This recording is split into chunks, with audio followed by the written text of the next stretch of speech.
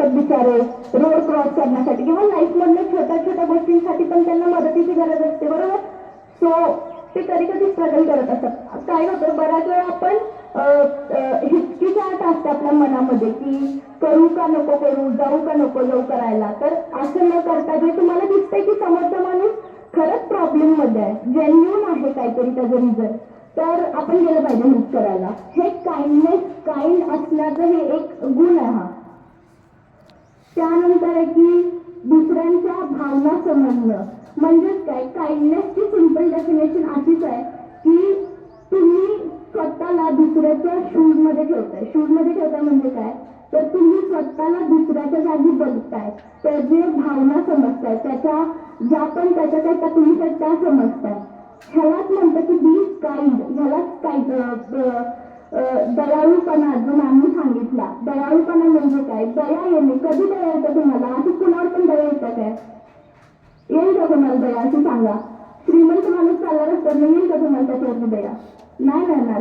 तुम्हाला दया येताना माणसाची तेव्हा ती शकते की तुम्ही त्याच्या फिलिंग्स अंडरस्टँड करताय, जेव्हा तुम्हाला त्याच्या फिलिंग्स समजताय. ह्या गोष्टींसाठी, हे करण्यासाठी सगळं मेन म्हणजे काइंडनेस दाखवलं कसं जातं आणि काय असतंय हे आता आपण बघितलं. ठीक आहे.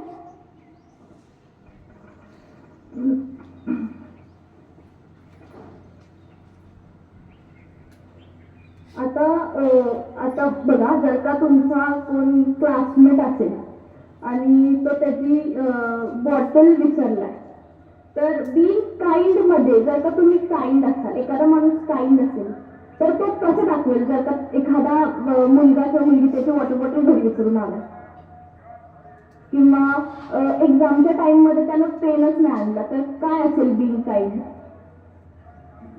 काय करेल एखादा काइंडनेस असलेला माणूस?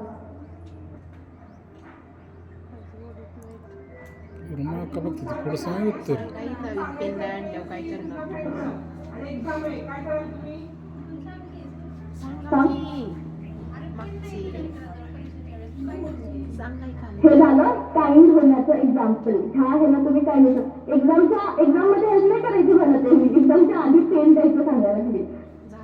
त्यानंतर आहे की काइंडनेस मॅटर का करतो, कशासाठी काइंड असायला पाहिजे माणसाला. तर काइंडनेस असतो तो दुसऱ्यांना व्हॅल्यूड फील करवतो की एखादा माणूस इम्पॉर्टंट आहे, रिस्पेक्टेड आहे. रिस्पेक्ट हा कधीही कुणाच्याही पोझिशनवरनं डिसाईड होत नसतो. सगळ्यात मोठी गोष्ट ही रिस्पेक्ट हा प्रत्येकाला रिस्पेक्ट दिला पाहिजे. समोरच्याची पोझिशन बघून त्याला रिस्पेक्ट द्यायचं ही जी लिमिट आहे ही चुकीची आहे. तुम्ही एकमेकांना पण रिस्पेक्ट केलं पाहिजे ना. फक्त टीचर्सला रिस्पेक्ट द्यायचं असं नसतं, टीचर्सला पण रिस्पेक्ट दिला पाहिजे, बट तुम्ही तुमच्या आपापसात पण रिस्पेक्ट दिला पाहिजे एकमेकाला. सो काइंडनेस काय करतो, एखाद्या व्यक्तीला त्या एक एन्व्हायरमेंटमध्ये व्हॅल्यू फील करवतो, इम्पॉर्टन्स फील करवतो.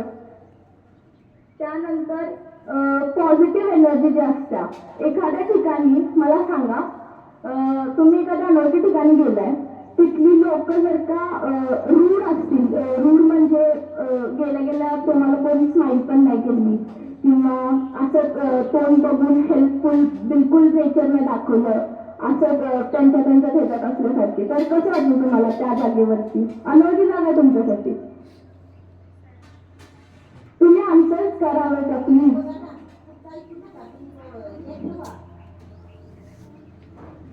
तुम्हाला समजतं ना म्हणजे मी काय बोलते ते? समजलं नसेल तर तसं सांगा, मी परत रिपीट करेन ती गोष्ट.